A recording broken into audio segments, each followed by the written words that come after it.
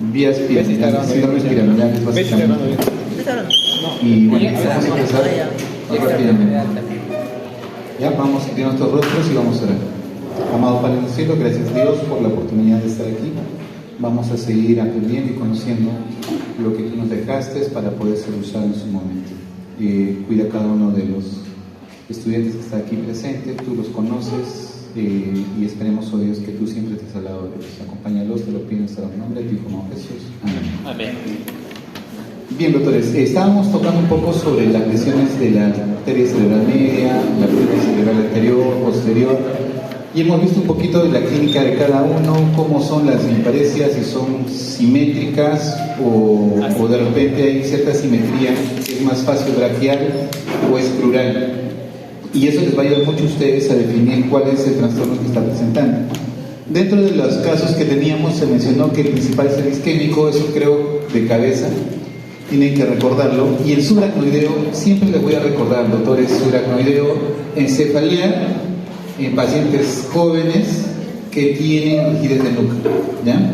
Cefalea en pacientes jóvenes que tienen rigidez de nuca y no tienen fiebre. Normalmente no inician con fiebre, pero en ellos tienen que sospechar en hemorragia subaracnoidea, por si acaso.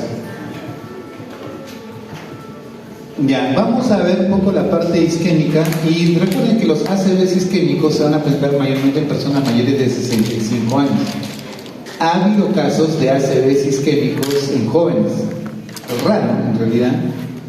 Me acuerdo un doctor de Rebleti me comentó que tuvo una joven de 18 años de edad que hizo un ACV isquémico. Tromboembólico. Entonces, buscando un poco, había una predisposición genética y ¿qué diagnóstico cree? No genética, pero una enfermedad que había desarrollado. ¿Hipercolesterolemia familiar podría ser? No, era básicamente la paciente había hecho lupus, pero era un lupus bastante agresivo y era extraño la forma de presentación que había tenido, que había hecho como un cuadro parecido a un ACV. Bueno. Entonces, cuando tengan un ACV isquémico, doctores, tienen dos opciones: o es cardioembólico o es aterosclerótico, ¿ya? Esa es la pregunta que tienen que hacer. Si ustedes sospechan que están ante un paciente con ACV, ¿ya?, de inicio agudo, siempre el doctor hace 6 horas, hace 2 horas, hace media hora, hace 12 horas mi papá está extraño, no se mueve, no habla. Pregunten siempre, ¿su papá sufre de problema de corazón, arritmias, es fibrilador? No. ¿Sufre de dislipidemia, o sea, colesterol alto, triglicéridos altos? Es lo primero que tienen que preguntar porque las principales causas de ACVs isquémicos es ello. Entonces, si es un fibrilador, doctores, están obligados a pedir un EKG. ¿Ya? Si no piden EKG, doctores, muerte.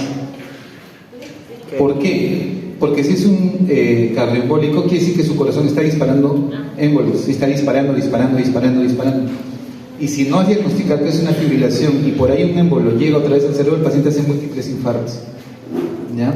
Eso pasó en una auditoría en un médico que el paciente hizo múltiples infartos y se demoró más o menos 2-3 horas en iniciar neuroprotección con aspirina. Sí. Y el detalle está que iniciar anticoagulantes, ¿no?, porque era un fibrilador auricular. Normalmente un ACV, doctores, en tratamiento solo se le da aspirina y atorvastatina, que son para estabilizar, pero si es fibrilador, doctores, tienen que darle enoxaparina. Ahí es el problema. Por eso es importante que verifiquen bien que el paciente no tenga un cuadro de fibrilación auricular. ¿Sí? Doc, una pregunta, ¿y si digamos el paciente sabe que sufre el corazón pero no sabe exactamente que tiene fibrilación? No, por eso. Se toma el EKG igual. Se toma un EKG. Necesitas definir. ¿Ya? Eso tiene que ser rápido, doctores. Porque si les llega un paciente con ACV isquémico, cardioembólico, y ustedes no controlan los trombos, ese paciente puede hacer múltiples infartos y la lesión cerebral puede ser muy extensa. ¿Ya?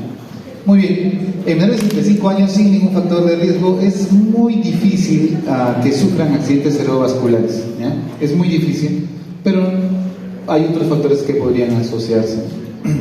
Los que tienen factores como hipertensión, función deficiente del ventrículo izquierdo, cardioembolia previas, estenosis mitral, diabéticos, tienen un riesgo más o menos del 15% de ser ACVs isquémicos. Así es que recuerden muy bien eso. ¿Por qué, doctor, la fibrilación no es tanto? porque están anticoagulados. El problema de los pacientes fibriladores anticoagulados que han hecho previamente un ACV, el riesgo es que hagan un ACV hemorrágico a futuro, porque están anticoagulados, ¿ya? Ya. Y peor si tienen crisis hipertensivas. Ya. Tengan mucho cuidado en ese aspecto. El tipo hemorrágico, doctor, es promedio 10% de todos los ACVs y su incidencia de mortalidad, ¿qué dice? 50%. Entonces, no se olviden, doctores, apenas llega un paciente con ACV hemorrágico, ¿qué le van a decir a la familia? Que hay un 50% de probabilidad de que fallezca y hay un 50% de que lo puedan ayudar. ¿Ya? Y si pasan las horas, doctores, hasta 3, 4, 5, o sea, 6 horas y no se logra resolver el problema, más o menos ya están llegando a un 80% de mortalidad. El tiempo también es vital, ¿listo? El tiempo es vital. Es frecuente, sí se le mencionó en asiáticos, ¿no? Ya, coreanos, los coreanos. ¿Cuánto tiempo se tiene una hemorragia? El tiempo que el sangrado sea tan agresivo. Yo tuve una hemorragia que me llegó a los 20 minutos, lo trajeron en su casa, todo el paciente comenzó a convulsionar, por convulsión, lo traen y lo evalúo y tenía anisocoria, tenía Babinski, tenía toda la clínica de un ACV y se murió a los 15 minutos. Pero fue una arteria entonces gran calidad. Y cuando fue a la necropsia era una hemorragia masiva, todo el cerebro había sangrado, era una hemorragia así, todo el cerebro era sangre y aneurisma. Entonces nadie lo iba a salvar, o sea, era imposible salvar a una persona así. Entonces si tú me preguntas cuánto tiempo tengo, depende del sangrado. Si es un aneurisma y es un sangrado de gran vaso, se va a morir inmediatamente, hasta va a llegar cadáver. Pero si fuese un aneurisma pequeño o fuese una ruptura de un vaso pequeño, muchas veces los sangrados son localizados. Entonces el paciente se va a venir y básicamente puede estar horas, ¿no? Puede estar horas. Dependerá del tipo de sangrado, entonces. ¿Ya? Entonces, la principal causa que vamos a ver también es hemorragias subaracnoideas. ¿Cuál es la principal causa? Aneurismas, malformaciones vasculares. Y muchos de ellos son hemorragias subaracnoideas espontáneas, ¿ya? Espontáneas, no hay traumatismos, por eso se catalogan hemorragias subaracnoideas traumáticas y no traumáticas. En su mayoría son no traumáticas, pero hay un pequeño grupo que sí son traumáticas. Tienen que preguntar si hubo golpes o no, contusiones de esta paciente o del paciente. Más o menos la prevalencia en adultos es de 3 a 5%, pero la ruptura es solo de 2 a 20 casos por 100.000 personas al año. Entonces vamos a ver cómo se clasifica, definición, generalidades, los tipos de ACV isquémico, los orígenes que tienen, que vamos a ver los hemorrágicos. Y acá creo que ya está claro, ¿no? Que es una plejía, ¿sí? Plejía básicamente es debilidad muscular completa o casi completa, en pocas no pueden mover, ¿ya? Es una plejía, parálisis casi en su totalidad. Paresia es lo mismo, pero es una debilidad que no anula el movimiento, más lo hace más limitado por la fuerza. Hay paraplejías, tetraplejías o paraparesias o tetraparesias. Hay hemiparesias o hemiplejías, hay ataxias, hay disartrias, hay estupor y hay afasias que pueden asociarse al problema motor. Y no todos están asociados a ausencia de movimiento. Hay ACVs que también pueden justo atacar la zona de los núcleos basales y eso te puede dejar movimientos tipo Corea, nivalismos, ¿no? Entonces también hemos tenido casos y también tuvimos el caso de un infarto que el paciente hizo una crisis de ausencia porque justo había afectado zonas a nivel cerebral que tenían que ver con la vigilia. Entonces, básicamente, doctores, cuando tengan un ACV, a mí me interesa lo siguiente: que ustedes evalúen que el paciente no esté haciendo edema cerebral. ¿Sí? O sea, ya está bien, me llegó el paciente con ACV, sea hemorrágico o sea isquémico, yo necesito valorar que no me está haciendo una hipertensión endocrinal. ¿Por qué se me murió este paciente que me llegó con hemorragia masiva? Porque hizo esto. Una hipertensión endocrinal por hemorragia masiva. O sea, era tal la cantidad de sangrado que ya pues, el cerebro no había donde más y comenzó a comprimirse y se comenzó a enclavar, ¿no? Y el paciente hizo paro respiratorio. Entonces, dentro de la presión intracraniana yo necesito valorarlo, ¿no? Recuerden que los componentes de la presión intracraneana está el volumen sanguíneo cerebral, el líquido cefalorraquídeo, por eso los que hacen hidrocefalias también tienen este problema, y la cantidad de cerebro. Si se dan cuenta, el parénquima 80%, líquido cefalorraquídeo 10% y el volumen sanguíneo 10%. En este caso, doctores, si es una hemorragia, esta hemorragia es volumen sanguíneo que comienza a comprimir al cerebro. Sea esta epidural, subdural, hemorragia subaracnoidea, pero comienza a comprimir al cerebro y incrementa la presión intracraneana. Si es un isquémico, doctores, el problema es que comienza a edematizarse el parénquima. Se comienza a edematizar y también genera cierta hipertensión endocraniana. Ambos les generan hipertensión endocraniana. ¿Y ustedes qué semiológicamente va a pasar con el paciente? Incremento la presión intracraneana. Ya, pero ¿cómo medirías la presión intracraneana? En ese momento, semiológicamente, ¿cómo valorarías un paciente que dolor de cabeza, ya, cefalea? Bueno, si está consciente, edema de papilas, si le haces fondo de ojo y vómitos explosivos. Ya están como con ustedes y de la nada, así como que estás conversando y te estás hablando y... ¿Pero por qué? ¿Por qué botan sangre? O sea, ¿por qué botan sangre? O sea... No sangre, vómitos explosivos. O sea, vómitos explosivos es que no es que esté con dolor abdominal, infección intestinal, sino que vienen cuadros de vómitos. ¿Listo? Explosivo significa de que es de la nada y de gran intensidad. A pesar que no se haga mucho contenido, pero es como que son vómitos que están conversando contigo, no hay un pródromo. Porque normalmente cuando tú vas a vomitar, ¿qué sientes? Sí, náuseas. Tu pródromo del vómito es náuseas. Doctor, siento náuseas, mi estómago me molesta. En los neurológicos no pasa eso. Pueden estar tranquilos y de repente vomitan, ¿no? De forma muy explosiva. ¿Ya? Entonces, vamos a valorar, doctores, que la teoría que se les explicó el año pasado era de que estos tres componentes tienen que tener una armonía. ¿Sí? Si ustedes quieren mantener adecuadamente la presión intracerebral y tienen un flujo sanguíneo cerebral más o menos que equivale al 15% del gasto cardíaco, que es 750 litros por minuto. Ahora, recuerden que si tú tienes un ACV isquémico, inicialmente tú reduces el flujo sanguíneo en una zona específica que está muriendo, pero eso va a generar que en las otras zonas se genere un efecto tipo edema, algo así. Y nosotros tenemos que tener y valorar todo ello. Entonces, grados de que ustedes van a evaluar en sus pacientes con ACV básicamente son los siguientes: confusión, ¿no? El paciente básicamente una alteración de la conciencia por reducción de la capacidad de pensar con claridad, ¿no? Está medio aturdido, le habla así como que no hace muy bien las conjeturas de las ideas. ¿Listo? También hay un leve grado de desorientación. El delirio, que también es otro grado de conciencia, que también donde comienzan a aparecer alucinaciones, ¿ya?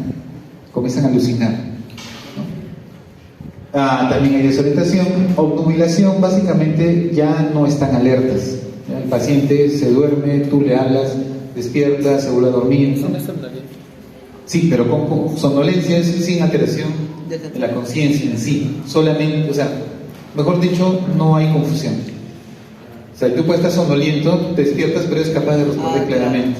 Esa es somnolencia en sí. Aquí no hay nominación. Nominación no, ya comienza a aparecer un estado de confusión. O sea, el paciente, aparte que está con sueño, se duerme, está confundido, ¿no? Estupor es un grado mucho más severo, casi el paciente no reacciona, a las justas puede abrir un poco los ojos o emitir sonidos.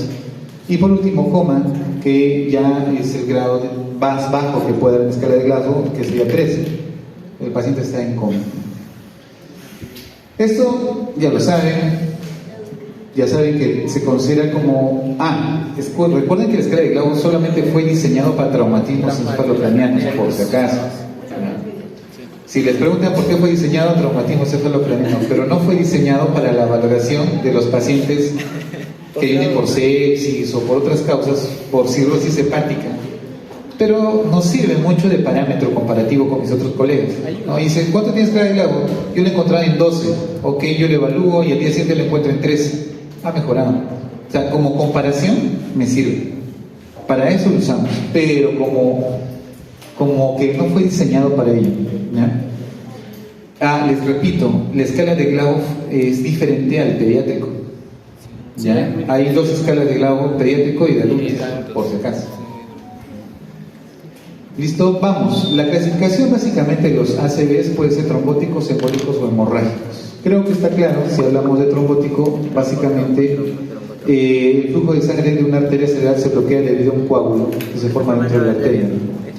Embólicos, básicamente el coágulo se origina en alguna parte dejada en el cerebro, por ejemplo en el corazón, y viaja un émbolo de sangre en este caso y tapa, que es los fibriladores que forman ello. Y hemorrágicos básicamente por ruptura de un vaso sanguíneo. La diferencia es trombo, embolismo, y acá vemos una hemorragia. ¿Listo? Muy bien.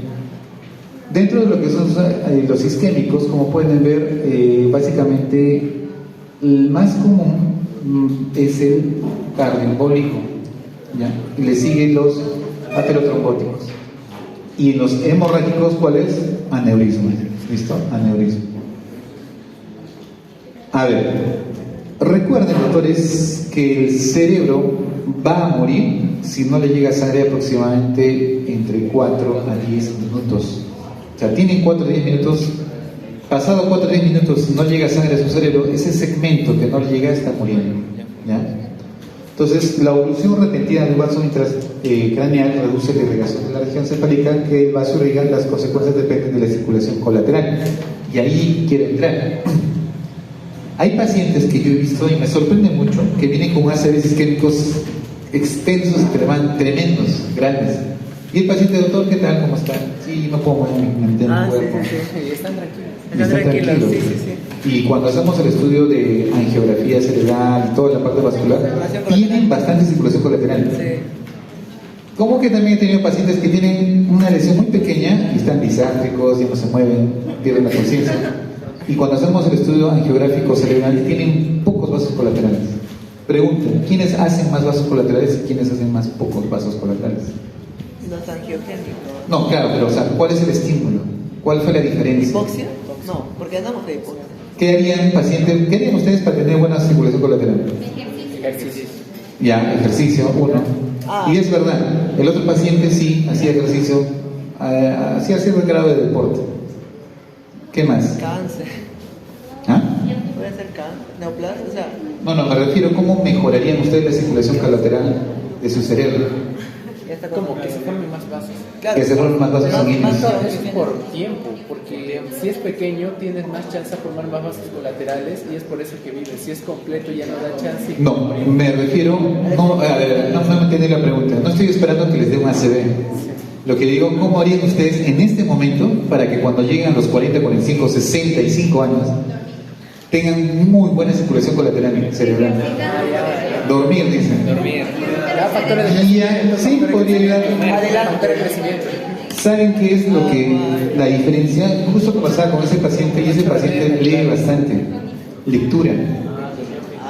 O sea, todo lo que estimula el sistema nervioso, lectura, ejercicios, estímulo constante, genera buena vascularización cerebral.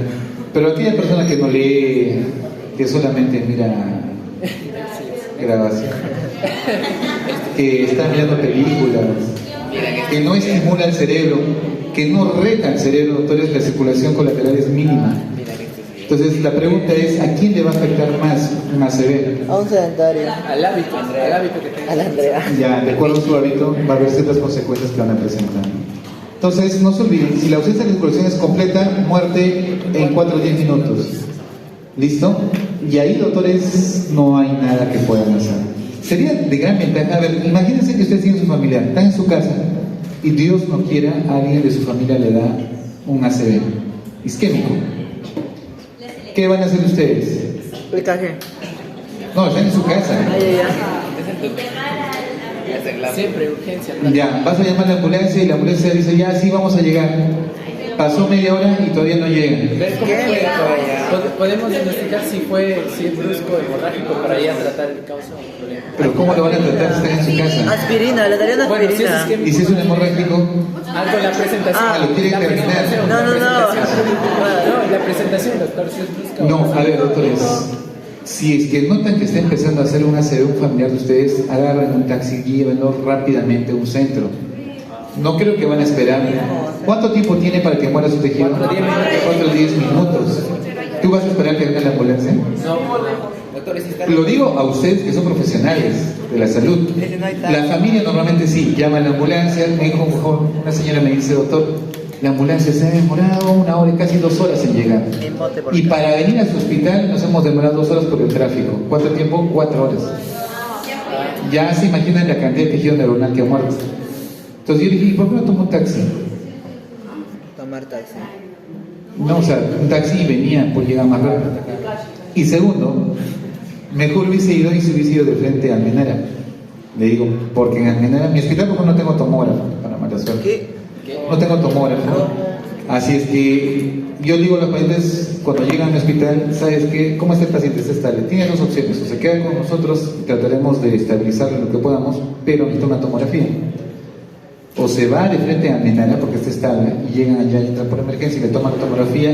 Porque ¿cuál es la ventaja del tiempo, doctores?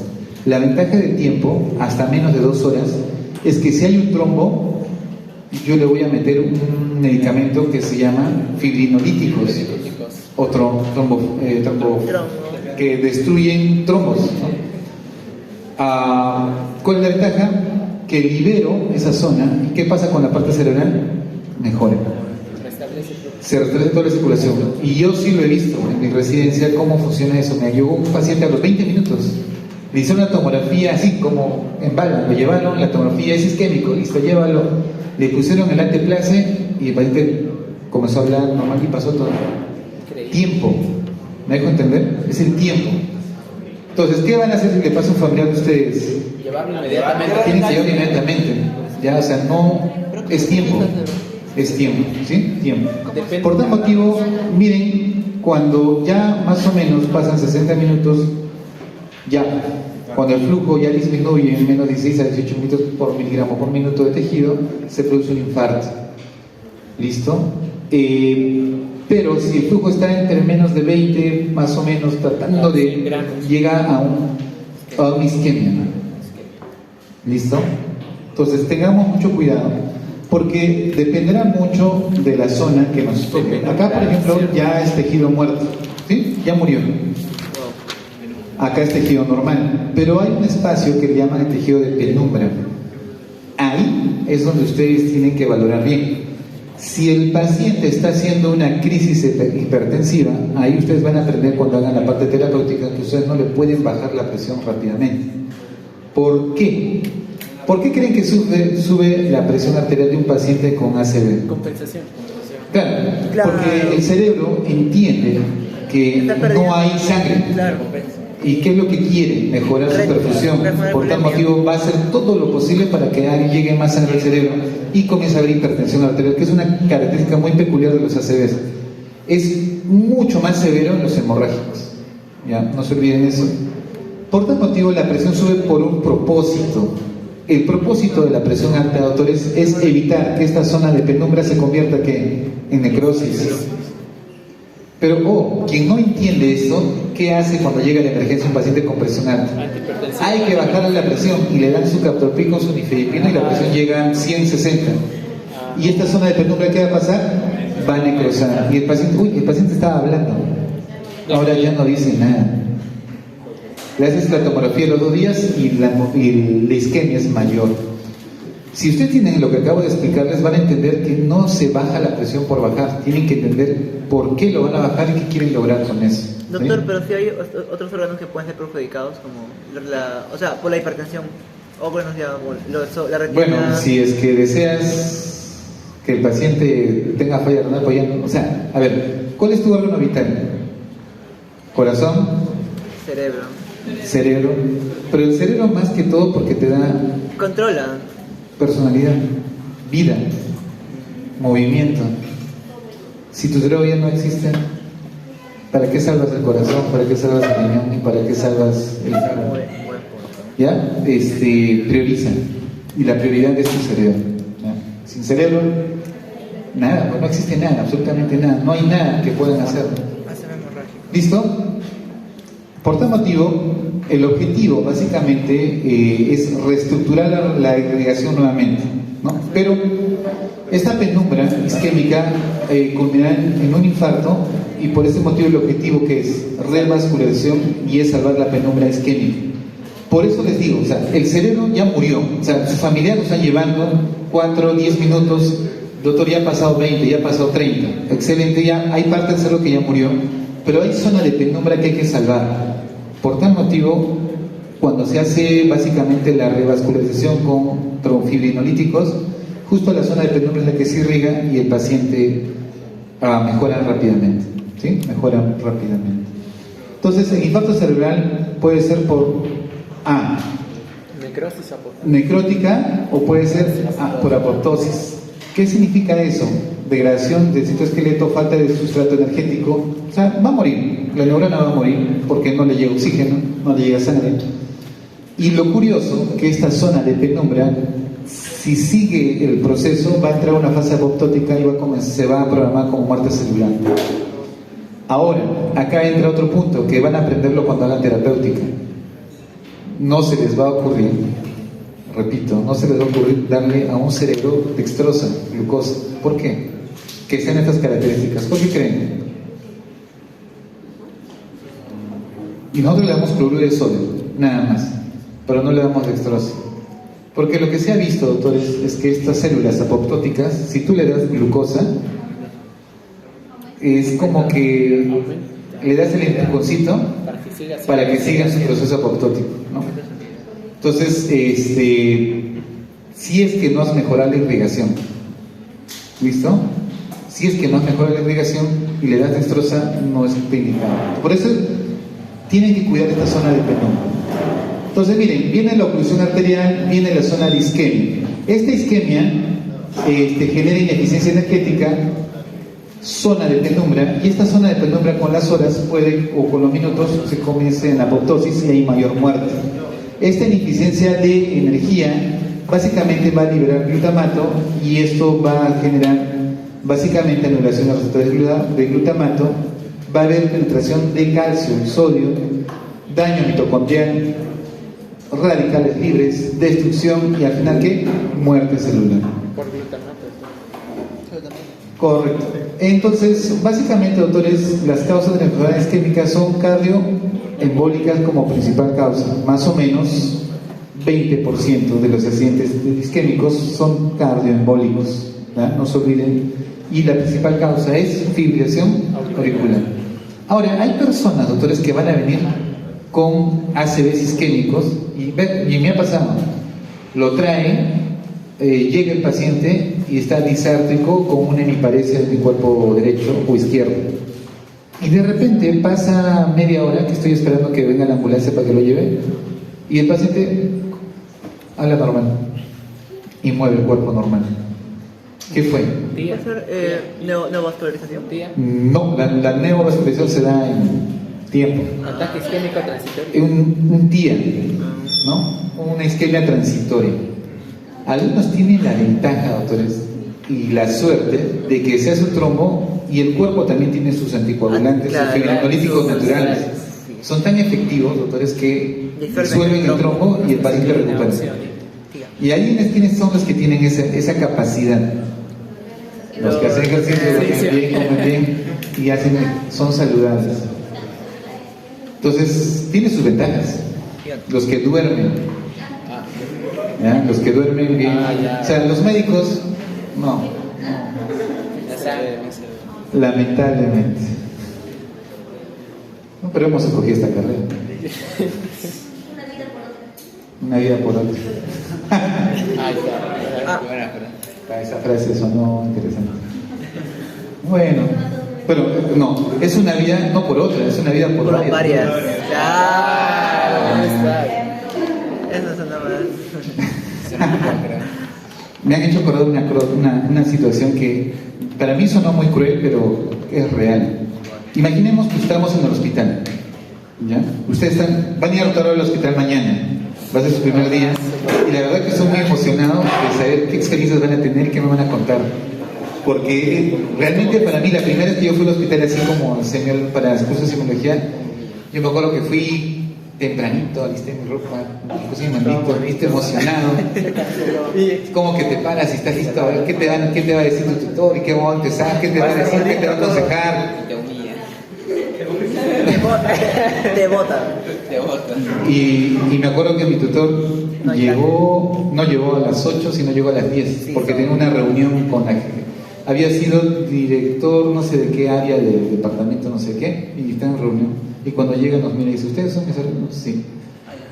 Y yo emocionado, listo, dije, ¿qué me va a decir? Ya, ¿tú cuál es tu nombre? Ya, corre a la camata. Ya me fui a la camata y hasta tu tercera clínica, ya hablamos después. A la 1 de la tarde recién vino y me dijo, a ver, préstame tu caso conmigo. Le presenté y me dijo, ¿qué? ¿Así te han enseñado? ¿Cómo es posible? Sí, me maluco. Voy a leer, voy a hacer caso. Y era, pero después con el doctor aprendí mucho de psicología, pero ¿por qué les menciono esto? ¿Por qué le digo que me he acordado algo ahorita? En función a eso, una vida por muchas vidas. Una cosa que a mí me costó entender es que cuando haya un terremoto, por si acaso, les digo, puede pasar, que estén en el hospital y haya un temblor, terremoto, El médico se prueba. y ustedes ven una persona que les levante la mano y dice, ayúdame, ayúdame. Porque hay pacientes que van a estar en camas, echados, que no pueden moverse. Y los van a mirar ustedes y decir, ayúdame, yo también quiero salir del hospital. Pero si tú te vas a ir, lo vas a cargar, los otros pacientes también te van a mirar, ayúdame, ayúdame. Y pum, ya se cayó el hospital. Digamos, tú has muerto con el paciente. ¿Qué dice el protocolo? Suena duro, pero es verdad. Si en caso hay un sismo, tú sales. No sacan a los pacientes. ¿Por qué? ¿Por qué dice ese protocolo? Porque dice que al gobierno, o en caso de los médicos ya titulados, digamos, nos dice al gobierno tú le vales más vivo para poder atender después del sismo, atender a los heridos que van a venir, a que te quedes a salvavidas y te aplasten. ¿Me dejo entender? Suena un poco duro, pero el protocolo dice eso, porque se necesita más personal después de un sismo. Por ejemplo, lo que pasó en China, sí, ahí el protocolo dice, tú sales, cae el hospital. Yo he visto videos de que los hospitales que caen, mueren muchas personas, pero los que salieron tienen que atender mañana, tarde y noche a todos los heridos que van a llegar. Entonces, eso básicamente me hizo recordar eso. Ahí va al inverso. Tú tienes que salvarte para salvar a las vidas que van a venir después.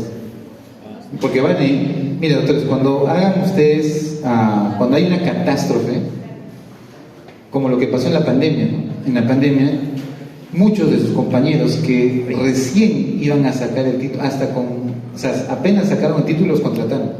Sí. Nada que experiencia o vayan a trabajar y atiendan pacientes COVID.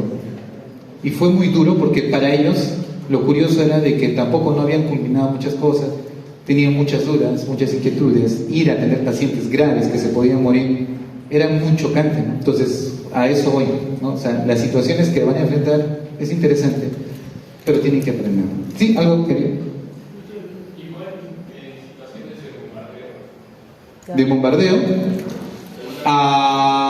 En caso de situaciones de bombardeo la cosa es un poco diferente.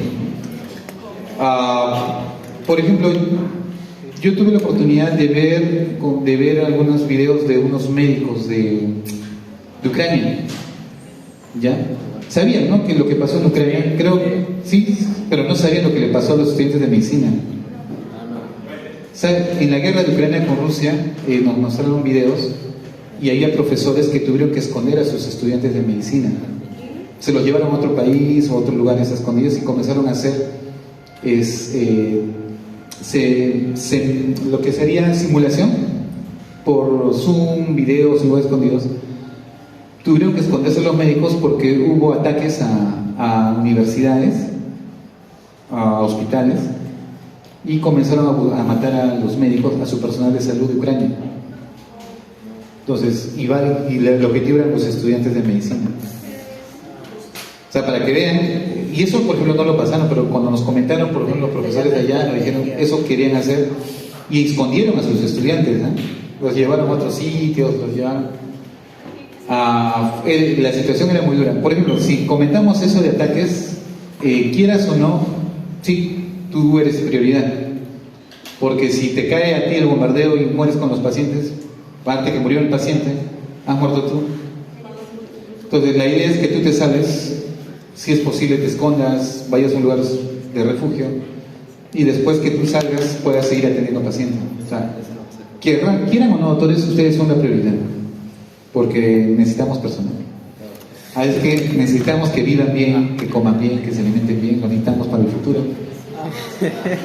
Bien, doctores, entonces básicamente, doctores, la oclusión arterial normalmente es de inicio brusco. Cuando escuchen esto, venga y le diga, doctor, mi papá está hablando bien, de repente pasó esto, dejó de hablar, ya no quería conversar, no podía caminar, o sea, brusco. Lo primero que tienen que sospechar es un ACV, ¿sí?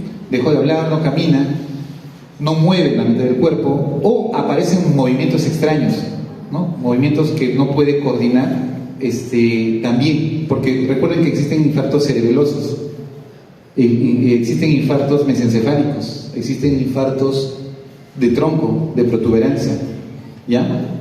Infartos que pueden afectar el tercer par, cuarto par, quinto par, sexto par, facial, o sea, movimientos, puede ser ausencia de movimientos o puede ser presencia de movimientos incoordinados, también, ¿ya? Por favor, no es, lo más común es que dejes de mover, eso es lo más común, pero va a haber casos muy escasos, un 5%, 3% que van a aparecer movimientos incoordinados.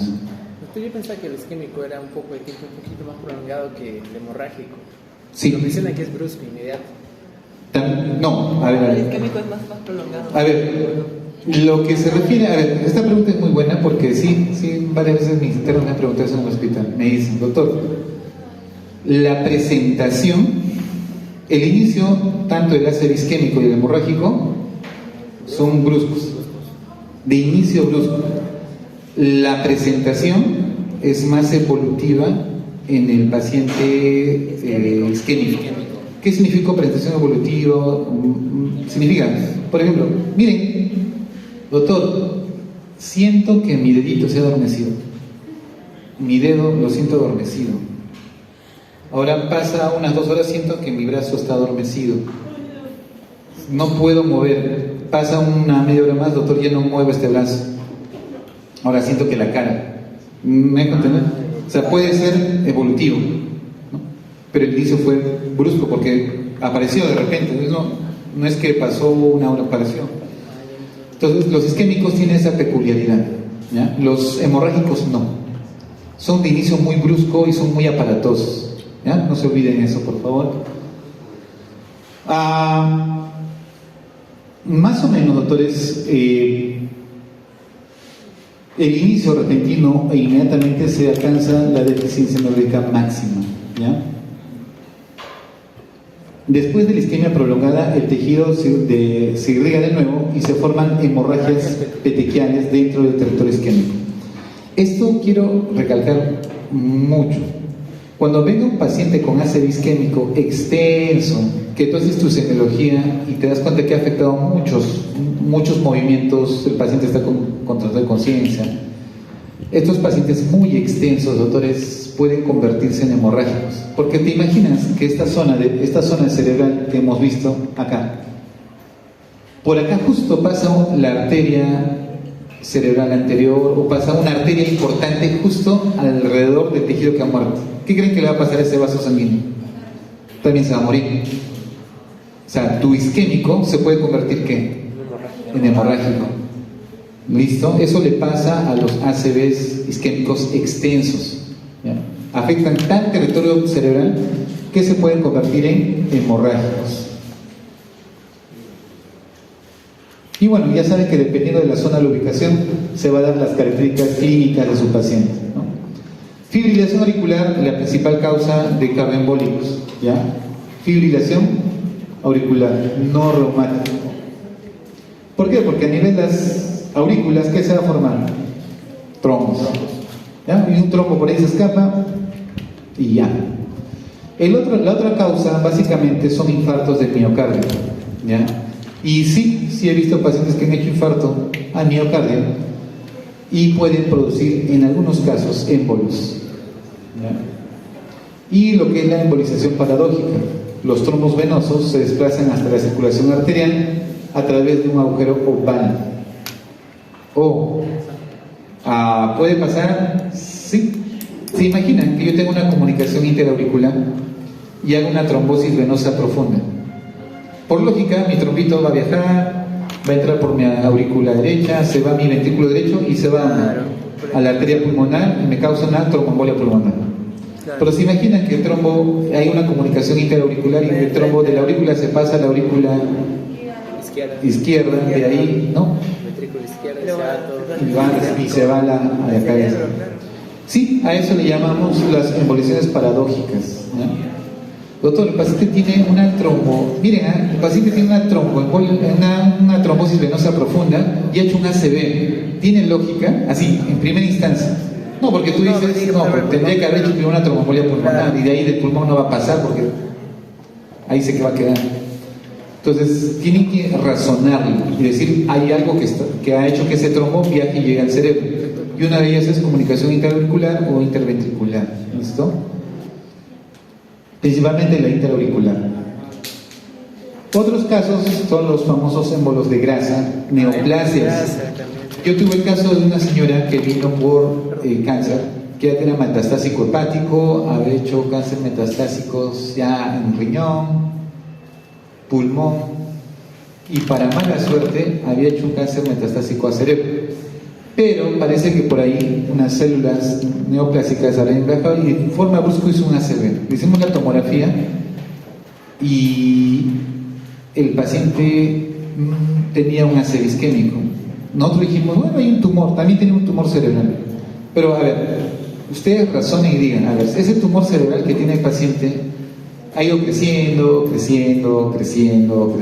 Y el paciente estaba tranquilo con su tumor, tenía cefaleas, todo.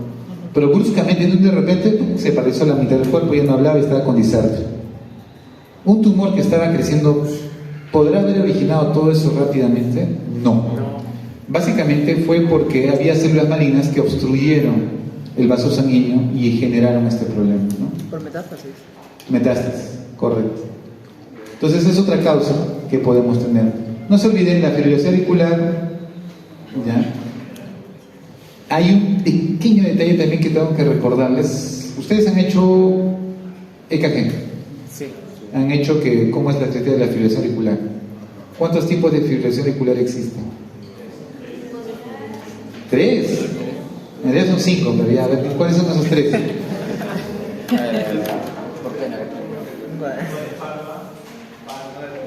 Ya. Esa es la clasificación por la frecuencia cardíaca, que sería con frecuencia ventricular controlada, alta o baja.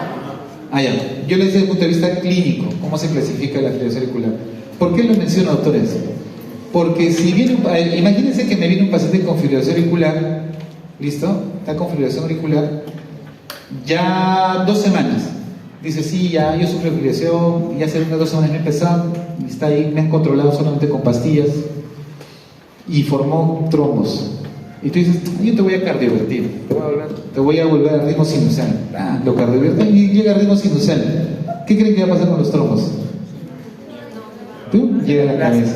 Has logrado que el corazón esté en ritmo sinusal, pero le has producido ¿qué? Un ACV. Por eso cuando vas a cardiovertir un paciente, sea farmacológico, lo primero que tienes que hacer es que desaparezcan los trombos que están en la aurícula. No se puede cardiovertir. Ese es otro error que a veces se puede cometer, y si haces eso y el paciente hace un ACV, ese sí es culpa tuya. ¿Ya? Cuidado, tengan mucho cuidado. Pero para recordarlo, todo paciente con fibrilación auricular puede mandar trombos a nivel cerebral. La otra es la aterosclerótica, o básicamente la más clásica, ¿no? Los que comen mucha grasa, ¿no? Alitas. Mucha mayonesa. Ya, el origen básicamente, si ustedes se percatan, miren, ven acá las placas de atenoma. Las causas básicamente son, carotidias, ¿ya? Carotidias. Tengan mucho cuidado cuando hagan masaje carotidio, porque si su paciente tiene así sus arterias carotidias y dice, a mí me enseñó el doctor que yo puedo controlar la frecuencia cardíaca haciendo masaje, le hacen su masaje, se desprende un tronco, un émbolo, va al cerebro y el paciente, oye, sí, ya controlé su señor, ¿qué tal? ¿Cómo se siente? Ahí, doctores, la familia va a decir, ¿qué pasó? ¿Por qué? Si vino porque el corazón le palpitaba y ahora está que no mueve la mitad del cuerpo. ¿Cómo le explicarían ustedes? Es una complicación de la fibrilación auricular. Es una complicación. No, de la taquicardia paroxística supraventricular. Tengan mucho cuidado, doctores, ¿ya? Tengan mucho cuidado. Porque, miren, ustedes como médicos saben eso. Si ustedes llevan a su abuelito y se enteran que le hicieron un masaje y hizo un ACV, ¿qué van a pensar ustedes? Plata, dice. Quiere denunciar, dice. Mira, no, entre colegas no. Ya, a lo que yo voy es como que ustedes lo saben, pero el familiar que no conoce de medicina va a aceptar lo que ustedes digan. Sí, fue porque la enfermedad se complicó y todo. Pero si en caso lo supiesen, doctores, de hecho que van a querer saber, lo primero, y sí, he visto varias veces ha pasado, viene el abogado y hace el proceso y dice, solamente te piden, ¿por qué usted realizó la manera de...? Nada más. Y están esperando que pongas tu respuesta. El abogado espera tu respuesta y tienes que ser muy cuidadoso en lo que vas a responder. ¿Por qué lo hiciste? Y ahí escribes, tío. Porque ese documento lo va a usar para iniciar el proceso. Entonces, ¿por qué lo hiciste? Ah, no, es que, no sé, pues si tenías fármacos, ¿por qué no usaste los fármacos? Porque te el masaje. Por riesgo-beneficio. Riesgo-beneficio, pero mejor era con el fármaco. Era más rápido. ¿No? ¿Me dejo entender? Entonces, tengan mucho cuidado, ¿sí? Tengan mucho cuidado. Origen, básicamente, bifurcación carotidia, no se olviden, callado aórtico, callado común o carótida interna, arterias vertebrales y el tronco basilar, ¿ya? ¿Listo? Son las zonas, básicamente, donde vamos a tener la presencia de estos, la parte de ateroscleróticas, ¿listo? De acá, doctores, de vasos pequeños, ¿se acuerdan de las arterias penetrantes? ¿Sí? Sí. Que son muy pequeñitas. Claro. Estas arterias básicamente, sí, de mucho riesgo, les pueden hacer infartos lagunar, que básicamente son pequeñas lesiones que se hacen en el cerebro. Son muy pequeñitas. Y básicamente puede suceder en zonas como la arteria cerebral media, polígono de Willis, o la arteria basilar y vertebral. Y al que sí le tengo mucho respeto es la arteria basilar, ¿sí? Porque es muy aparatoso su cuadro, como le expliqué la otra vez, que el paciente puede tener hasta dificultad respiratoria, trastornos de la frecuencia cardíaca, puede hacer paro cardíaco o paro respiratorio. Doctor, hay uno donde el vasito se engrosa su pared y comprime al otro vaso que está al lado adyacente. Ya. ¿Cómo se llama esa parte? Se engrosaba la pared y comprimía otro vaso, que también era causa isquémica. Eso es de continuidad. Lacunar creo que se llamaba. No, específicamente los infartos lacunares básicamente no se da por vasos continuos, sino es por ateroscleróticos. Por ejemplo, los infartos lacunares, cuando escuchen, ahora que vayan al hospital, si escuchan el término infarto lacunar, es un infarto que está asociado mucho a pacientes hipertensos. ¿Listo? Pacientes hipertensos que hacen crisis hipertensivas y desarrollan infartos lacunares. Bueno, polígono de Willis, doctores, ustedes ya saben, la trombosis de estos vasos origina infartos pequeños conocidos como lagunares. Su diámetro varía entre 3 milímetros y 2 centímetros, ¿no? Pueden encontrarlo en diferentes zonas, miren las ubicaciones. ¿Y en quién está más asociado? Hipertensión. Por eso les digo, cuando escuchen infartos lagunares, hipertensión. Averigüen si es hipertenso. Pregunten, ¿usted es hipertenso cuánto tiempo? Y normalmente son de mucho tiempo, ya 15 años, 10 años, 20 años, son hipertensos crónicos. Y el otro factor es que son adultos mayores, son ya más de 60 años, la mayoría de ellos, ¿ya? Y existen lo que se llaman los síndromes lagunares. Y ahí sí, doctores, existe hemiparesia motora pura, hemiparesia sensitiva pura, hemiparesia táxica, disartra y torpeza, que son presentaciones que puede producir un síndrome lagunar. Por ejemplo, la hiperese motora pura con infarto en el brazo posterior de la cápsula interna. ¿Sí? Con eso ya les dije mucho, si es cápsula interna, o la base de la protuberancia casi siempre se extiende hasta la cara, los brazos y las piernas, ¿no? Cápsula interna simétrica, ¿sí? En hiperese sentida pura por un infarto en la porción ventrolateral del tálamo. Por tal motivo, estos pacientes van a hacer alteraciones de movimiento, ¿no? En hiperese atáxica también la porción ventral de la protuberancia en la cápsula interna. Y disardia y torpeza básicamente de la mano o del brazo por infarto de la porción ventral de la protuberancia en la rodilla de la cápsula interna.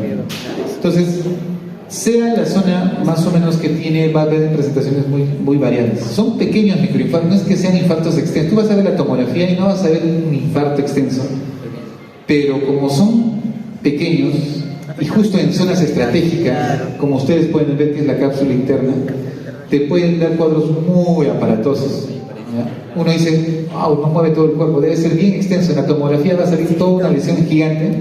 Y tú vas y ves, oye, es una lesión pequeña, pero justo caen en zonas donde pasan todas las fibras en conjunto. ¿Y las ramas colaterales, doctor, ahí no abastecen? Si es que existiese. No en todos vas a encontrar. Bien, lamentablemente, doctores, hay estados de hipercoagulabilidad. Y en este caso son personas que tienen deficiencia de proteína S, deficiencia de proteína C, aumento de fibrinógeno o aumento de plaquetas. Hay gente que tiene el lupus eritematoso sistémico, que es el LES, con endocarditis, ¿no? De Lehmann-Schwann provoca en ocasiones una embolia cerebral. Entonces ya hablamos de enfermedades peculiares autoinmunes, enfermedades congénitas o enfermedades tipo vasculitis que también podrían originar trastornos de hipercoagulación y formar trombos. El síndrome antifosfolipídico, ¿han escuchado? Ya, también es un ente hipercoagulante y estos pacientes pueden hacer ACVs, ¿ya? Pueden hacer ACVs. La displasia fibromuscular.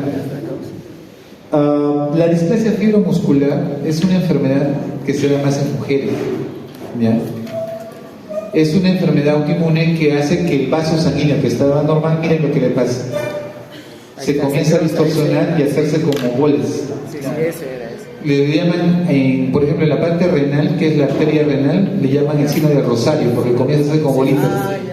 Acá lo van a ver también como un signo de rosario, porque se hace como bolitas, ¿no? Entonces, es una enfermedad de oclusión y disminución de la luz que puede generar trastornos de isquemia, ¿ya? Trastornos de isquemia. Muy bien. El TIA, básicamente, doctores, como les mencionaba, hay una embolización, pero hay una recanalización y una restauración inmediata. Se menciona que para dar el diagnóstico de isquemia transitoria o accidente isquémico transitorio, se considera aquel cuadro que remite completamente antes de las 24 horas. ¿Sí? El doctor ha venido y al día siguiente, uy, ya está normal, ya está caminando. Y el paciente que no caminaba, que no hablaba, está en el baño. Está caminando. Entonces, ¿ha sido qué? Un TIA. ¿Ya? Y si hay un TIA, significa que en algún momento puede que haga un ACV real, así completo y que no va a ser. ¿Y qué tan frecuente es el TIA?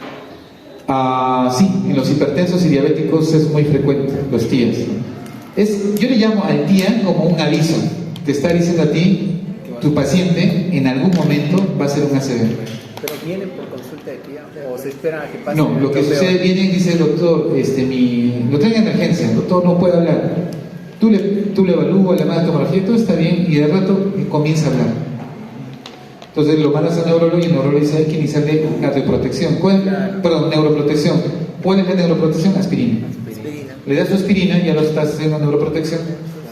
Y bueno, pero el riesgo comienza a aumentar, ¿no? Todos los días pueden ser de origen carotidio o vertebrovascular, y si es carotidio puede haber retiniano o hemisférico, ¿no?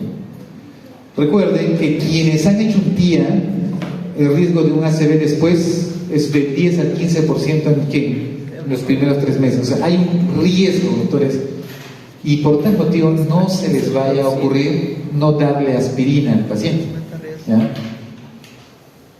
La mayor parte de los episodios se manifiestan durante los primeros 2 días.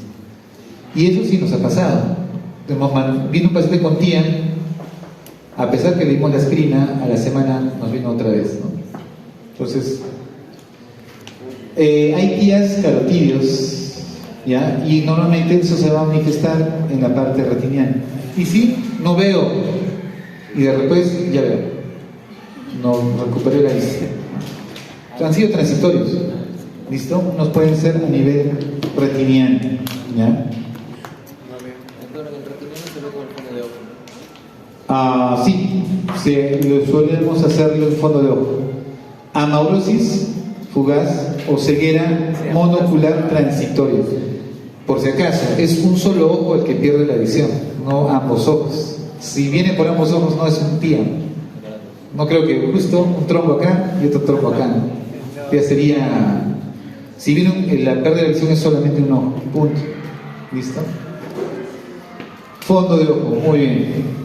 Ya hay que ver en el examen básicamente la causa de esa amaurosis. Si hay émbolo de colesterol, vamos a ver si hay fibrinoplaquetarios, carotina interna o bulbo aórtico, hay que hacer una tomografía, ¿no? Y hay que hacer todo el estudio para ver las características de por qué existe esa amaurosis. Si es una amaurosis por desprendimiento retiniano, doctores, esa es otra cosa.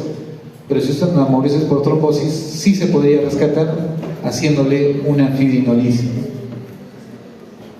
Hay otros que son hemisféricos, básicamente son tías carotidios que afectan básicamente un hemisferio, ¿no? Y la zona que suelen afectar muchas veces suele ser la zona occipital, y en este caso también hay pérdida de la visión, pero es transitoria, ¿ya? Pero en este caso no es total, sino es o hemianopsias o cuadrantopsias, que también hemos visto pacientes que hacen ese tipo de tías, ¿ya? Y bueno, vértebro basilar, estos pacientes tienden a durar menos que el carotidio, pero son síntomas más habituales como ataxias, vértigo, disartria, diplopía, alteraciones motoras sensitivas, alternantes, hemianopsias, ceguera bilateral, ¿no? También está asociado a ello. ¿Por qué? Porque el vértebro basilar inerva ¿a quién? Cerebelo. Entonces ya tienen que recordar que ahí va a haber cuadros cerebelosos. El hemorrágico, creo, doctores, vamos a ver que hay diferentes tipos de clasificación. Uno de ellos es el subdural, epidural, traumáticos y no traumáticos. Igual la hemorragia subaracnoidea, traumática y no traumática, de causa básicamente, principalmente no traumática, aneurismas, ¿ya? ¿Por qué se da una hemorragia? Por las siguientes causas: hipertensión arterial, ¿ya? Crisis hipertensivas. El doctor, el paciente vino con una presión de 230 sobre 140 y de repente tú estás queriendo bajar y al rato, doctor, el paciente no habla. ¿Listo? Probablemente ya hubo ruptura de un vaso. Traumatismos y angiopatías por amiloides, ¿no? La amiloidosis también puede causar daños a nivel cerebral, ¿no? Hemorrágicos. ¿Cuáles son los factores de riesgo que pueden agravar? La edad y alcoholismo, ¿ya? Tienen mucha incidencia los alcohólicos. ¿Y qué dice acá abajo? Una de las causas más importantes de hemorragias intraparenquimosas: consumidores de cocaína, ¿ya? Entonces, si viene un joven con ACV, ¿qué tienen que preguntarle a la familia? Si consume drogas. Si la familia no sabe, ahora y el paciente ya no habla, será un misterio. Algún amigo, alguien debe saber que si consume o no. Ya hay hemorragia intraparenquimal hipertensiva, ¿qué decir? De origen hipertensivo, ¿ya? Ahí básicamente más frecuente, ¿dónde se va a lesionar? A ver, los pacientes, miren esta pregunta: los pacientes hipertensivos que van a hacer crisis hipertensivas, ¿dónde es la mayor cantidad de lesiones que van a producir? Ganglios basales. Repito, ganglios basales. ¿Qué es tamen, tálamo? Sustancia blanca. Por tal motivo va a haber síndromes extrapiramidales. ¿Listo? Parte de la protuberancia del cerebelo. También va a haber alteraciones de la coordinación y la marcha. Y por último, la protuberancia, y ahí también vamos a tener problemas básicamente a nivel de los pares craneales. Entonces, miren todo lo que puede originar un paciente con una hemorragia de origen hipertensivo, ¿ya? Ahora, cuando les pregunten, doctores, diagnósticos diferenciales, siempre cuando tengan un ACV, los diagnósticos diferenciales, ¿quiénes van a ser? Neoplasias y malformaciones vasculares, ¿no? Por favor, en este caso hablamos de aneurismas. Miren, vamos a recordar un poquito. ¿Qué les parece este cuadro acá, esta tomografía? Hemorrágico, ¿no? ¿Listo? Un cuadro hemorrágico. Acá ven una imagen de tomografía, una hemorragia muy extensa, muy grande. Básicamente a nivel del hemisferio izquierdo, cerebral izquierdo, como pueden ver. Y hace un efecto de compresión, porque miren, esta parte de acá sanguínea, ¿qué ha hecho con la parte cerebral de aquí? Lo está comprimiendo para el lado derecho, lo está desplazando. Este signo se llama desplazamiento de la línea media.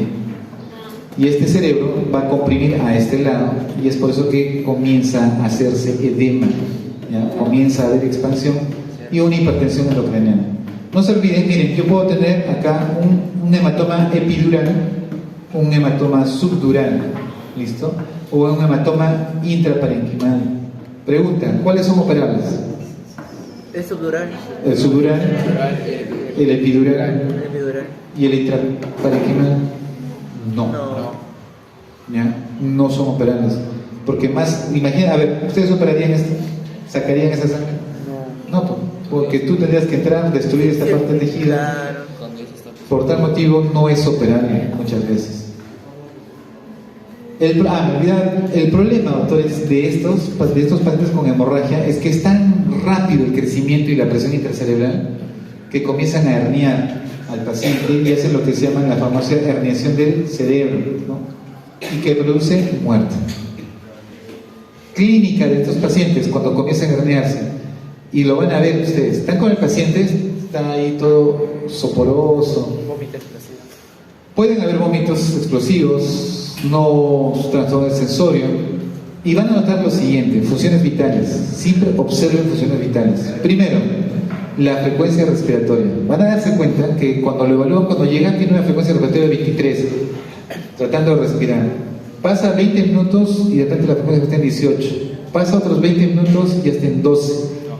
Pasa otros y ya está 10, 8, 6.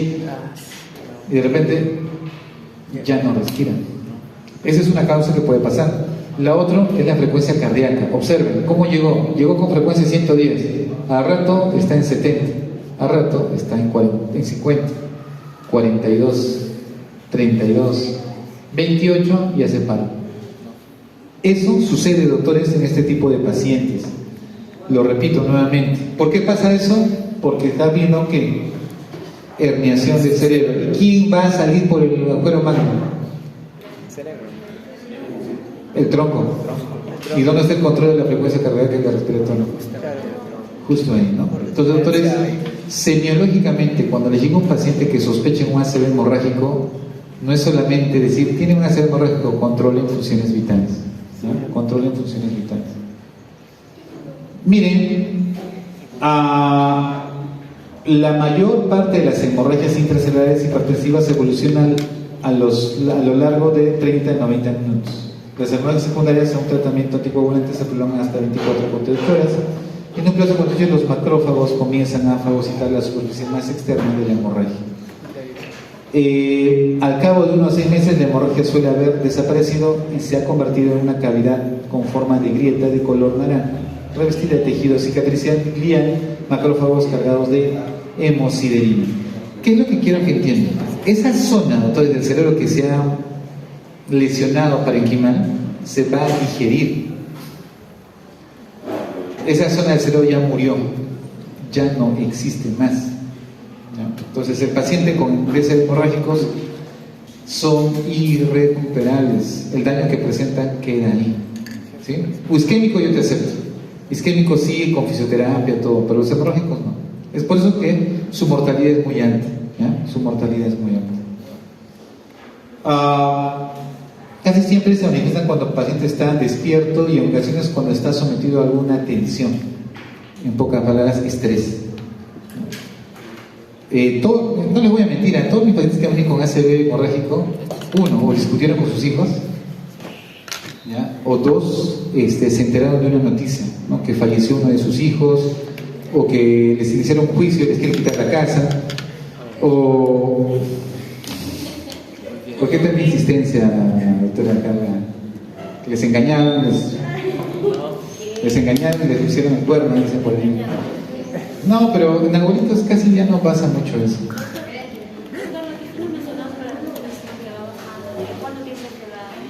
Depende del grado de hemorragia. ¿Saben quiénes ven más eso? Los primeros que tienen contacto con el paciente, porque los ácidos hemorrágicos casi en su mayoría llegan cadáver al hospital, porque no sobreviven en el camino. Es rápido. ¿Ya? A ver, sigamos. Estrés, doctores, ¿ya? Estrés. Características que va a tener deficiencia neurológica focal, comienzo brusco. Así, ¿ya? Están hablando, ¡pum!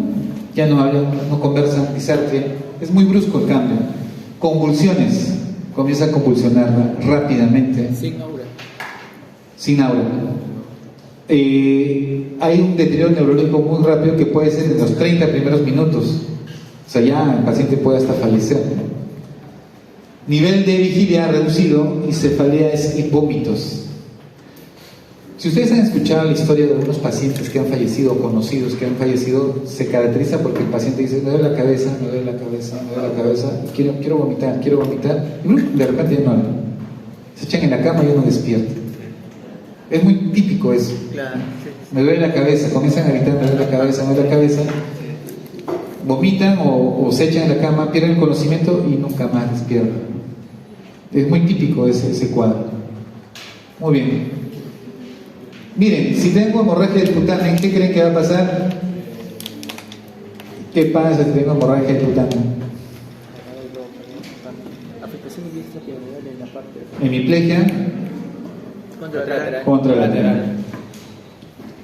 Hay desviación de la cara, más o menos que se manifiesta en 50 minutos, lenguaje entrecortado, narizarte, brazos y piernas sin fuerza progresiva y ojos desviados hacia el lado contrario de la lesión. ¿Listo? Muy bien. Paciente entra en somnolencia, puede haber estupor y puede llegar a hacer coma. ¿Listo? Y va a tener todas las características, miren, de este tipo de hemorragias: respiración profunda irregular, respiración profunda irregular. ¿Qué tipo de respiración es?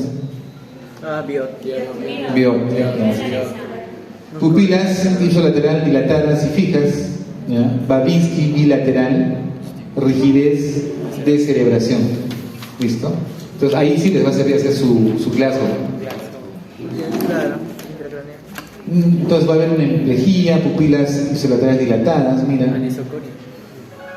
Una anisocoria, Babinski positivo y postura de descerebración. Entonces cuando ustedes hagan la maniobra, ya, de hecho, miren, todos mis pacientes que me llevan con DSM hemorrágico les hago así o hacen así, porque ya el daño es bastante severo.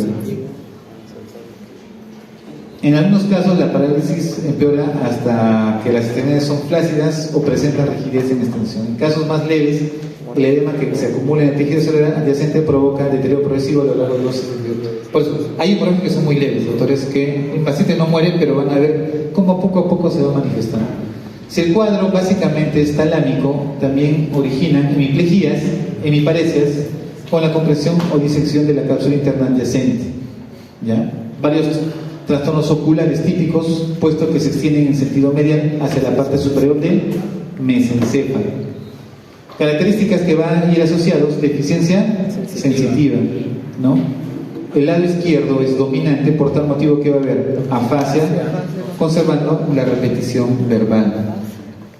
Si más o menos la parte es derecha, la parte no dominante que va a haber, apratopagnosia. Y si el defecto es campo visual, parte posterior, la parte va a ser un defecto del campo visual homónimo. Ahora, miren, hay un síndrome que se llama el síndrome de dolor crónico contralateral. Y eso es bien curioso, doctores. Estos pacientes se quejan de mucho dolor, ¿ya? No se olviden, cuando hay pacientes...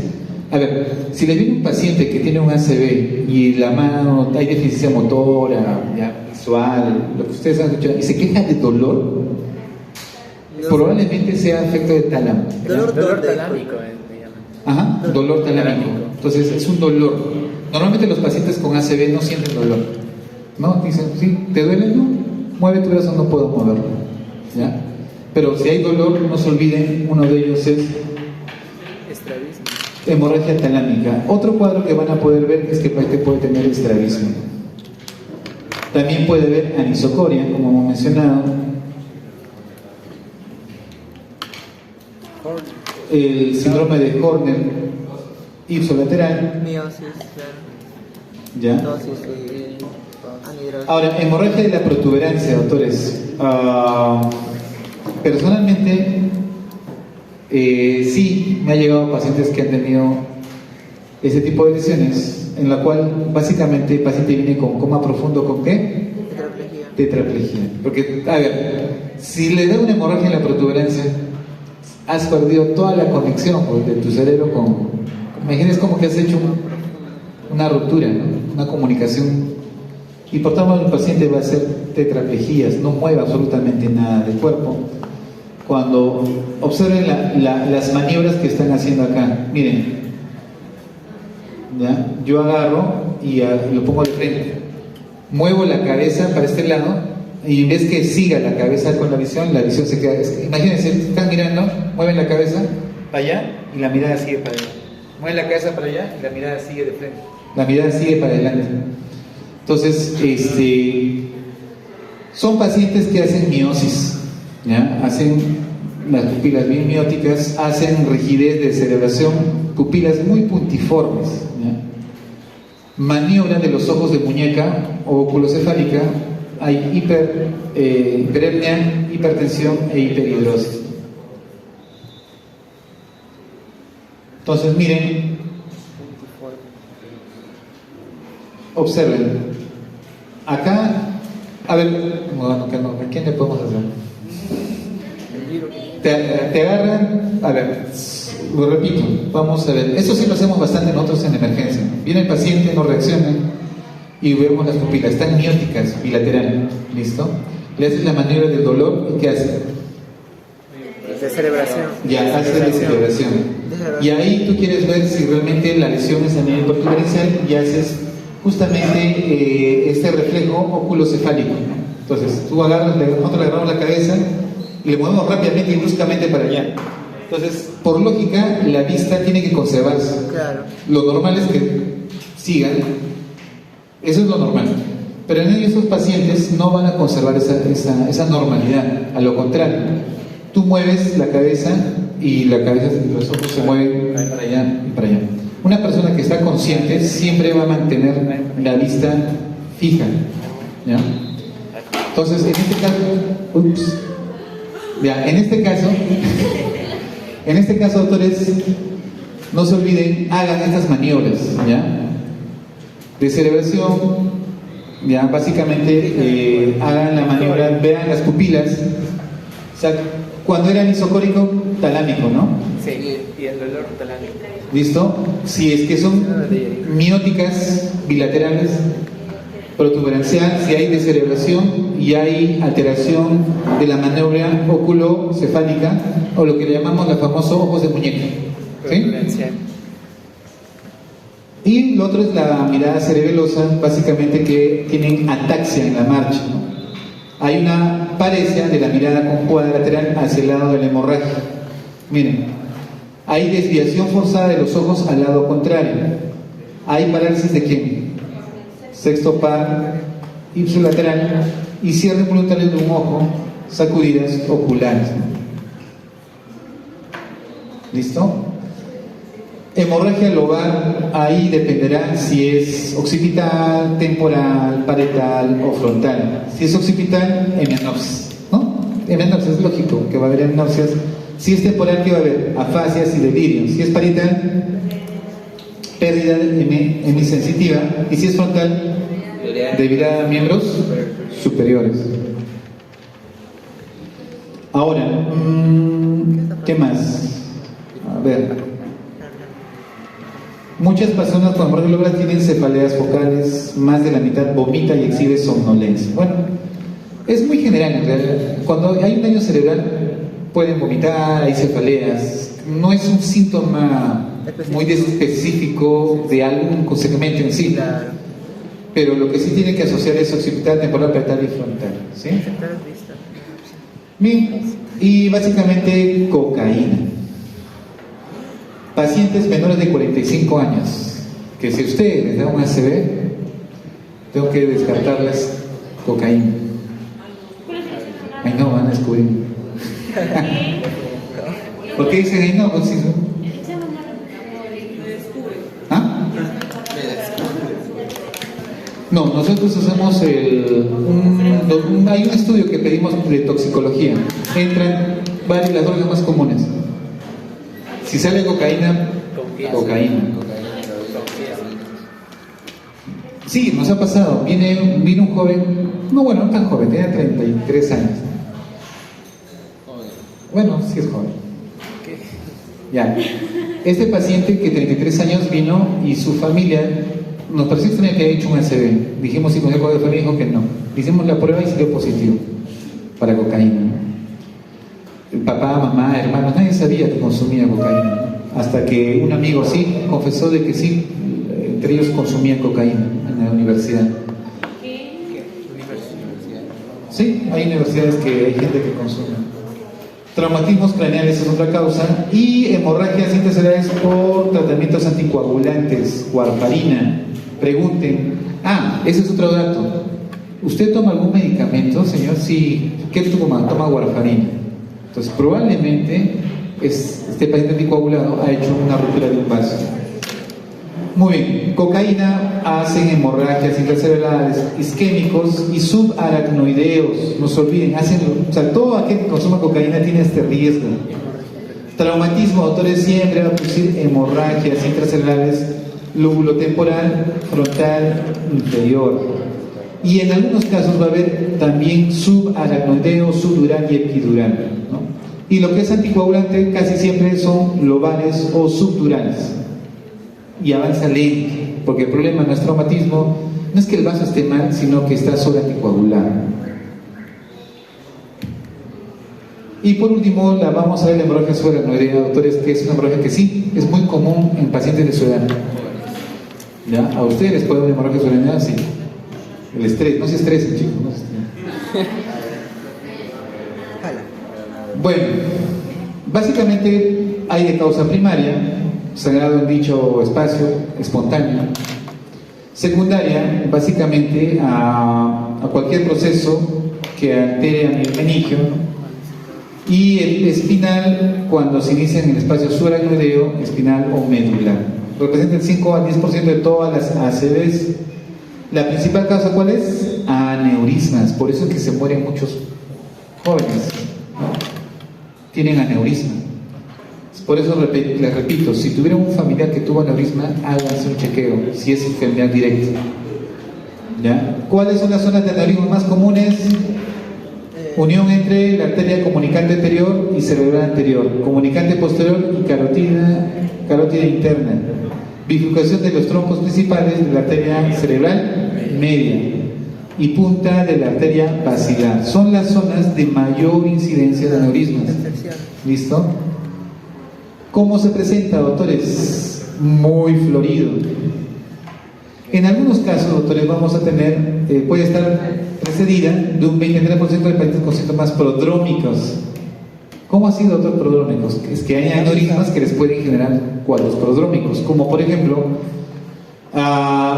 de la aneurisma de la arteria comunicante posterior. ¿Qué puede hacer el paciente? Parálisis del tercer par craneal, midriasis paralítica y dolor periorbital, ¿no? O sea, lesión del tercer par, básicamente. Entonces, si ustedes, ¿se acuerdan que les dije en la práctica? Si tienen lesión del tercer par, ¿qué tienen que sospechar? Y hay alteración pupilar, aneurismas. ¿Sí? Alteración pupilar, aneurismas. Muy bien. Seno cavernoso, ¿qué par se va a alterar? Sexto par, porque pasa dentro del seno cavernoso. Ya está, muy bien.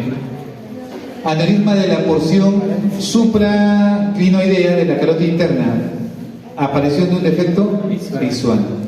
Entonces, ustedes van a tener, como se dice, el paciente les va a avisar.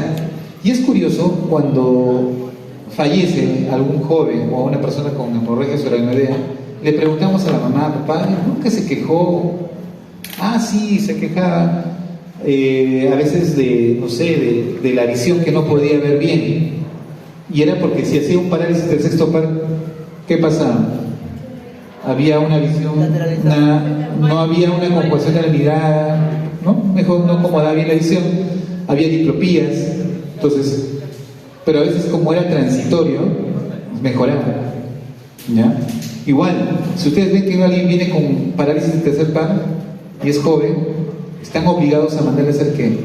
Una tomografía, puede tener un aneurisma, ¿no?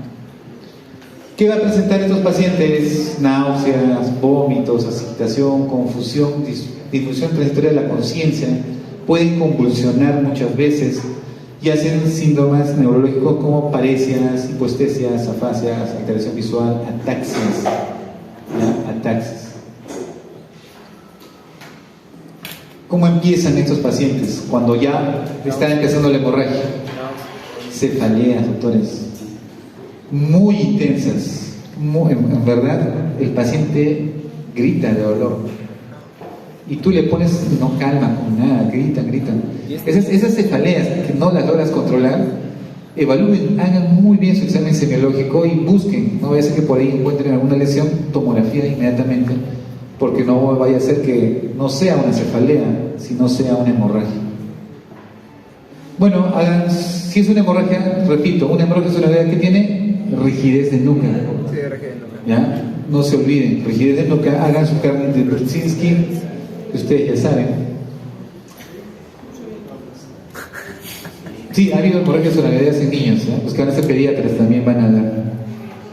Es bien, una cosa es atender a alguien que ya tiene sus años, a un adulto también, pero a un niño, cuando les toca atender a un niño, en las damas he visto que están muy sensibilizadas, que tienen hermanitos pequeños, les cuesta a veces ver el dolor del niño, ¿no? O sea, es como que les bloquean.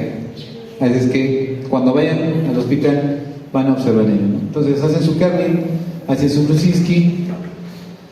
Y bueno, básicamente, doctores, signos meningios, ¿ya? Signos meningios.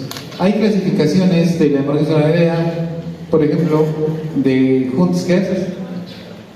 Básicamente, doctores, grado 1 asintomático, mínima cefalea, rigidez de nuca muy ligera. Grado 2, cefalea, rigidez de nuca, paresia, nervios craneales. Grado 3, confusión, somnolencia. Grado 4. Y grado 5, doctores, en coma, premuerto. O sea, ya está muy grave. Bueno, para finalizar esta parte, ¿cómo llegamos al diagnóstico? Para ustedes llegar a un diagnóstico de un evento cerebrovascular, tienen que descartar otras causas. A ver, ¿se acuerdan que les conté a un grupo que me llegó un paciente que tenía disartria, hemiparesia, inconsciente, y la tomografía salió normal? Y al final, ¿qué había sido? Una hipoglicemia. ¿Ya? No vaya a ser que estén ante una hipoglicemia y ustedes hacen todo el manejo de que solamente poniendo glucosa ya se curó. Estabilizar la natriuresis isquémica o hemorrágica, estabilícenlo. A ver, si yo tengo un ACV hemorrágico, está sangrando mi cerebro y tengo una presión de 250 sobre 140, ¿qué va a pasar con ese vaso sanguíneo? Va a seguir sangrando. Entonces tengo que bajar la presión. Ahora, la presión lo tengo que bajar a un nivel que tampoco sea muy hipotenso, porque si lo bajo muy hipotenso, ¿qué va a suceder? No hay perfusión. No hay perfusión y ese tejido va a morir. Entonces, eso lo van a aprender en terapéutica, que valores, a qué presión tengo que llevarlo. Es todo un manejo. Muy bien. Definir la localización, importar motivos, hacer su examen semiológico y su tomografía, extensión de la lesión y busquen la causa. ¿Qué originó? ¿Ya? ¿Listo? La causa. Básicamente hagan una muy buena historia clínica, pues doctores, ahí sí, eso ya depende de ustedes. Hagan una muy buena análisis, pregunten si es cardioembólico, si sufre de arritmias, aterosclerótico, si su tipo de alimentación, si tiene colesterol alto, triglicéridos altos, si es embólico. Ya, si es joven, ¿qué van a preguntar? Consumo de drogas. Historia, ¿por qué historia de abortos? A ver, en las damas, ¿por qué historia de abortos? Émbolos. Bueno, sí. De la nubo también. Esa es una pregunta que sí tienen que hacer. Los trombos, trombos de la que se pueden formar. Les hablé del síndrome antifosfolipídico. Sí. Ya, las damas que hacen síndrome antifosfolípico no pueden tener hijos. Cada vez que se embarazan, abortan y abortan y abortan. Ya, es una pregunta muy importante que les hacemos. ¿Tienes hijos? No. ¿Has gestado? Sí. ¿Cuántos abortos has tenido? He tenido 3 abortos. Y está haciendo un ACV y es joven. ¿Qué puede ser? Síndrome antifosfolipídico. ¿Ya? Son datos que les van a ayudar. Migraña, ¿ya?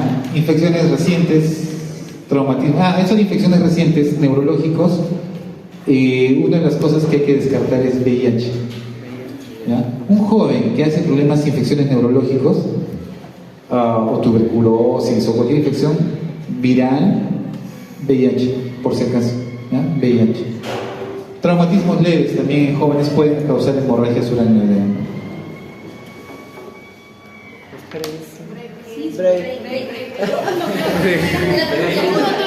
¿Qué? ¿Por qué son esas?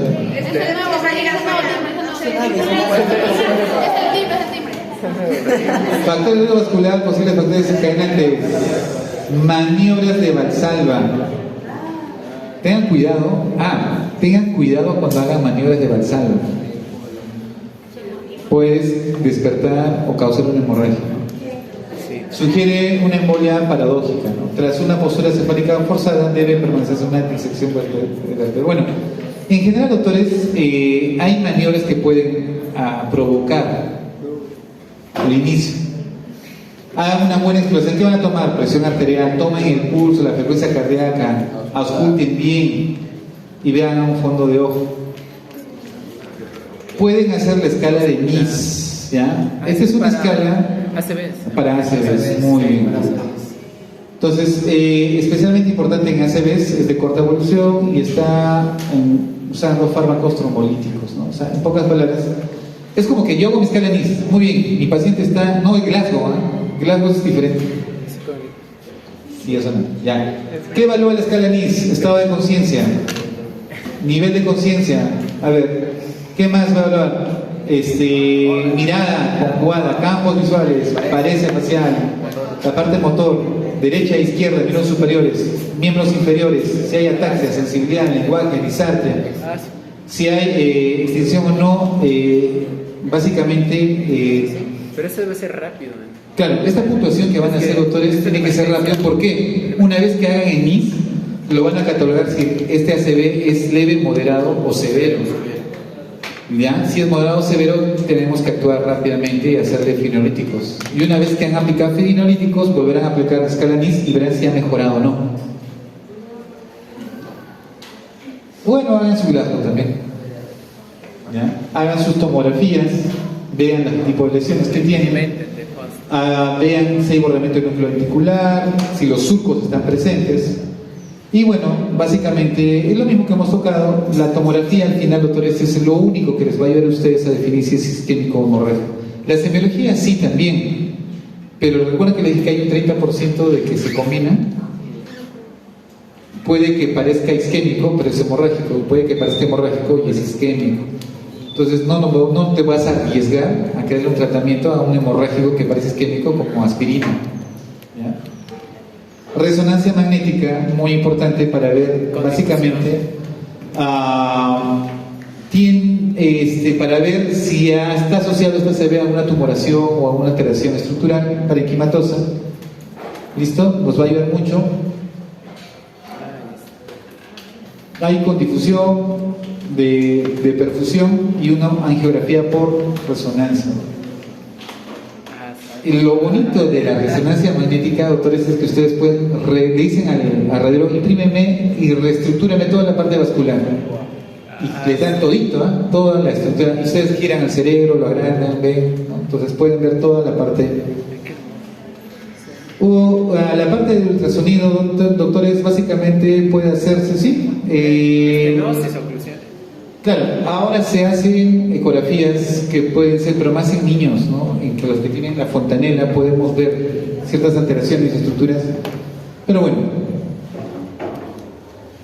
ventanas para el paso de las ondas ultrasónicas. También se está haciendo en adultos y son zonas específicas donde podemos, zonas más débiles de tejidos que podrían permitirnos ver la parte de una ecografía cerebral. Tía. Pruebas diagnósticas recomendadas para un TIA y ácido isquémico. No se piden un hemograma, un perfil bioquímico, tiempo de protrombina, no va a ser que tengan trastornos de coagulación, un electrocardiograma, una tomografía, electrolitos, un Doppler, pruebas basales en la sospecha clínica, una ecografía transtorácica, básicamente para ver la fibrilación auricular, si está formando trombos, una angioresonancia, un Holter. ¿Qué dice acá? Anticuerpos antifosfolipídicos. Y no se olviden, doctores, paciente mujer joven que tiene abortos recurrentes y ha hecho un ACV, antifosfolipídicos. ¿Listo? Vean si está su coagulación adecuada, cómo están sus proteínas C, ¿no? Y un electrocardiograma de esfuerzo si es que quieren ver básicamente la parte de perfusión. Una radiografía no cae mal. ¿Por qué, doctores? Porque hemos visto que hay pacientes que tienen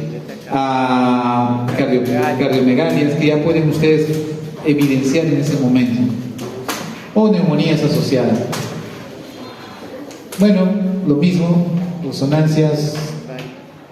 Acá una arteriografía, que por cierto no hacemos mucho porque es muy irradia bastante. Hemorragia subaracnoidea, doctores, normalmente no hacemos punción lumbar. Me olvidaba, nunca hagan punción lumbar a un paciente que tiene hipertensión endocrinal. ¿Ya? Nunca hagan punción lumbar, o está contraindicado la punción lumbar en un paciente que tiene hipertensión endocrinal. ¿Por qué? Incrementa la presión negativa. Disminuye la presión de la... ¿Qué creen que va a pasar si hago la punción lumbar? puede... Es que puede generar pérdida. Quitas, o sea, cuando haces una punción lumbar, lo que vas a hacer es quitar líquido, cefalorraquídeo, y si es un hemorrágico o un edema cerebral, va a ocupar ese espacio que le has quitado y hace mayor lesión y el paciente fallece. ¿Ya? Ahí sí también es culpa del médico. Bueno, lo mismo, su tomografía, hay que hacer todos los estudios y ver si hay aneurismas. Veamos también la función renal. Y bueno, es bastante extenso, doctores. Tratamiento no entra. Eso ya no les corresponde a ustedes. Bien. Nos falta, chicos, nos falta. Pero de todo había bastante. ¿Qué se haría? Solamente una ecografía y una tomografía, porque había bastante. No, para la hemorragia subaracnoidea, doctores, no se olviden tomografía de base. Y el otro es estudiar por qué se origina todo ello. Bien, doctores, no creo que estén cansados. Ustedes están dormidos. Ya, un break de 10 minutos porque necesito avanzar síndrome cerebeloso. Ya, 10 minutos, doctores. Lo siento, pero ustedes están cansados, pero necesito avanzar. Solo 10 minutos, chicos.